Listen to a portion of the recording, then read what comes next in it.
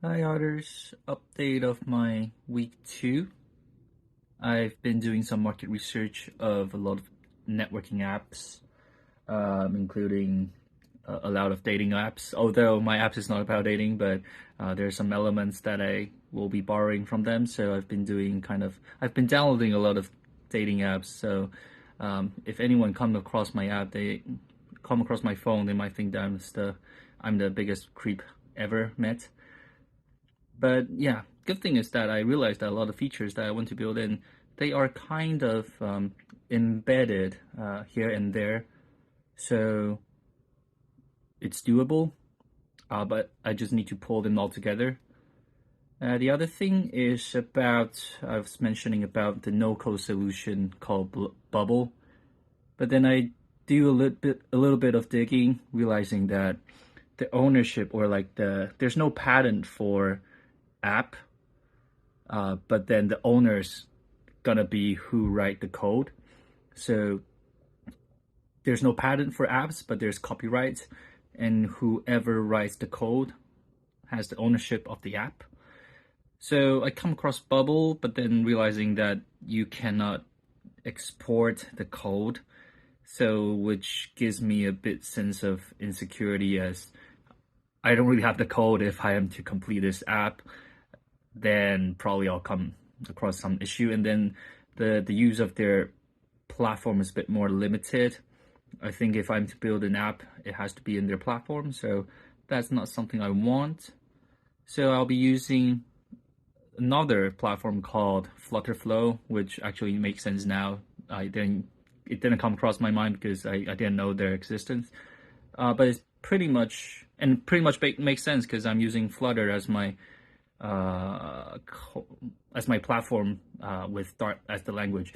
But yeah, it's kind of like the same system. So, and Flutterflow enables people to export the code, and I think it's probably the best solution for me to put this prototype up to a certain level until when I need to export it for further refinement. And thank you, Sandra, for putting that suggestion. I did come across Figma, but then later come across Flutterflow. But thank you very much. And this week I've been also learning some of the basics of Flutters. There's kind of a tutorial built for like my first Flutter app. So I've completed that. Um, I'm not sure what I was doing, but it's definitely a whole new world for me. So it's interesting but challenging at the same time. And for the rest of my week, I've been tidying my room or the flat a little bit because there's a lot of things that I kind of want to throw away and to make space for new stuff, to make space as well, because I believe you are who you live in. Uh, so I'm more like a minimalism, so I don't really like seeing things disorganized or like scattered around. So I think that's an issue I need to work up. But yeah, there's a struggle this week, as in I kind of got my jet lag sorted, but at the same time, probably still trying to build up my routine. So I don't feel like I am as 100% as I thought I could be. So it's a bit frustrating, as in I don't feel like I've put in the time that I first expected myself to put in. It may be because there's still a lot of trivial stuff that I need to sort, but as I get them sorted, I think I will be able to proceed a bit better. And another thing to think about is to build up this new routine, how I fit in, because I'm living with my parents, so how I can fit my routine with their routine as well. So that's something I'll need to work on for the next week. And I decided to put in these kind of new section for a little bit of interaction. So I'll be pulling out a topic that's in my mind, and if you're interested to discuss, please feel free. So I wonder what's the point of us learning history.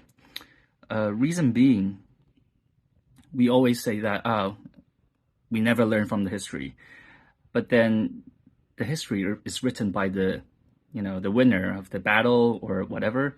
So the winner gets to write the history, and for the winner, there's really no lesson needed because like they won.